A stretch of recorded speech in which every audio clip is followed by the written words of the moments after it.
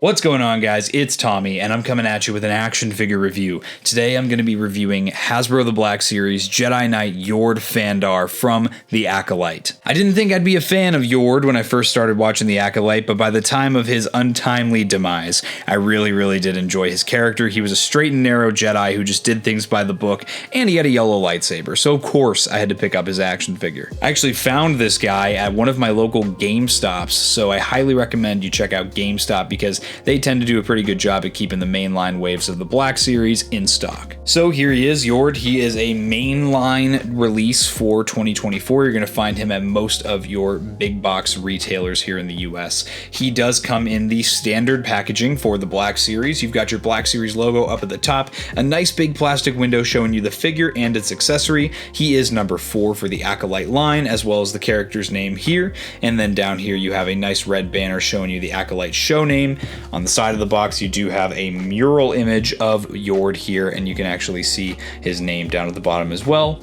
On the back of the box, you have that same mural image we saw on the side of the box, blown up a bit, as well as just a generic bio for the Acolyte series. This one reads, "At the end of the High Republic era, a former Padawan reunites with her Jedi Master to investigate a series of crimes, but the forces they confront turn out to be far more sinister and personal than anticipated." And then down here again, we're just reiterating he is number 4 for the Acolyte figures. And other than that, that's really all there is to say about the packaging, so let's get this guy opened and check him out.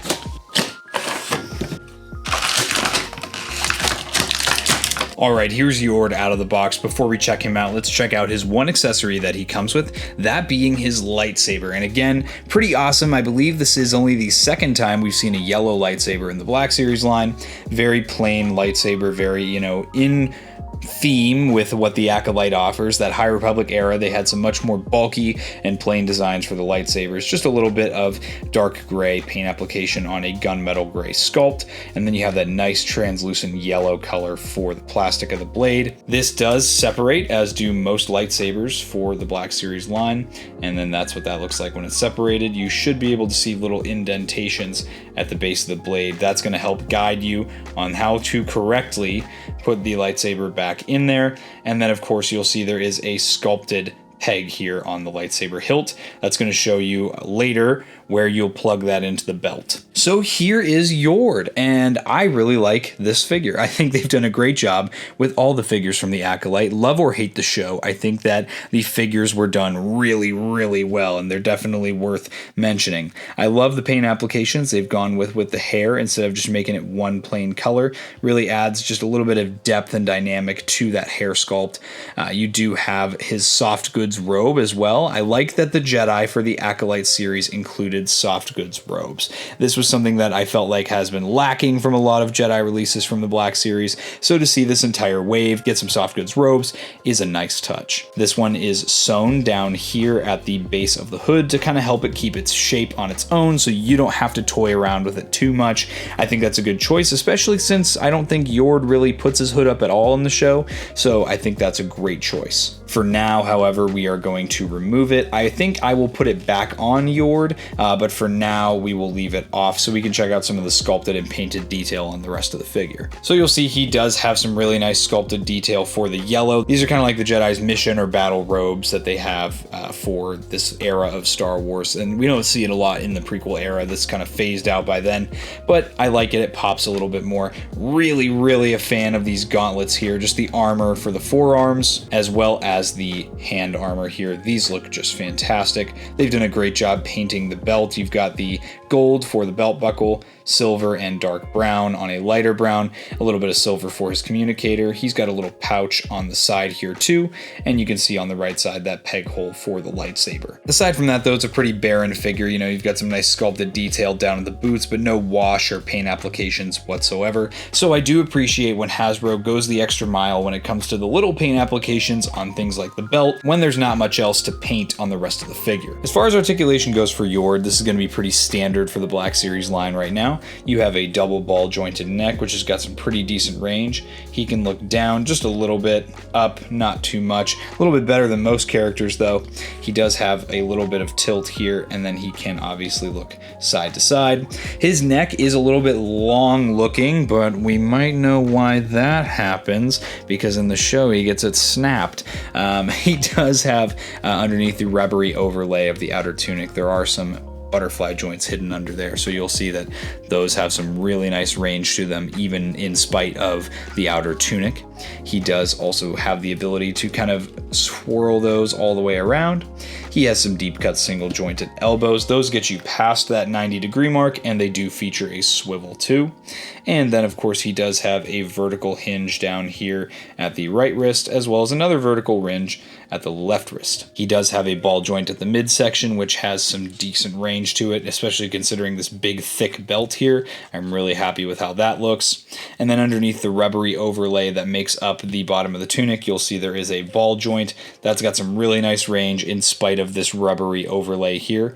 And it does have a thigh swivel, which also gives you some nice added range there. Some deep cut single jointed knees, which get you to 90 degrees about exactly, as well as a swivel on those knees too. And then at the bottom, he does have a forward facing pin for rocker here, as well as a hinge at the ankle, which goes up a good amount and goes back a good amount as well. Again, really good articulation, especially for a $25 figure.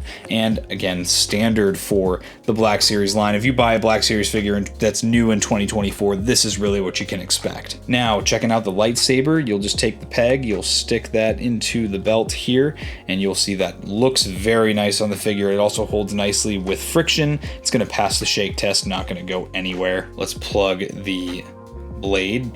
Let's plug the blade back into the hilt. That's a tongue twister. And we'll put it in his hand here. Sitting in the left hand, it's a solid grip, passes the shake test. And then I'm thinking this guy might be left-handed because he has a force gesture hand in his right hand here. So he kind of holds it in both hands throughout the show, but for most of the reference photos I'm seeing and most of like the glam shots for like an encyclopedia, he is holding it dominantly in his left hand. So that's kind of cool. As a lefty myself, I do appreciate the representation of left-handed individuals in Star Wars. So let's look at this figure a little further here.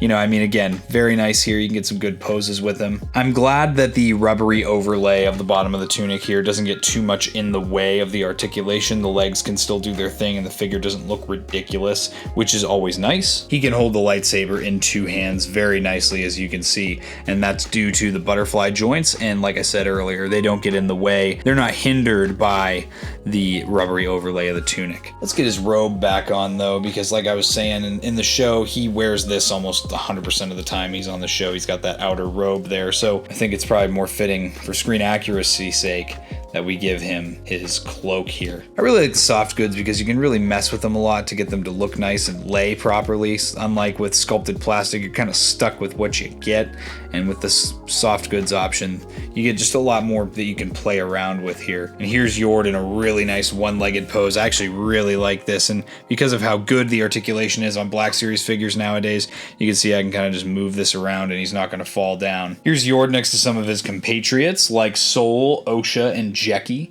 This is a great little team here that we get to see on Kofar before the majority of them get slaughtered. So, you know, it's nice to see that as a group, they all look very screen accurate. I like the way these look all together. So I'm going to go ahead and say Yord's definitely worth a pickup. I'm a huge fan of all the Jedi figures that they've done. The Black Series really knocked it out of the park with a lot of these figures from the Acolyte. You know, love or hate the show, I think it's definitely worth at least picking up these Jedi. You will not be disappointed. With that being said, guys, I hope you enjoyed this review. If you did and you're not yet subscribed, subscribe to Blitz Transmissions. I've got some awesome content coming out all the time for Star Wars.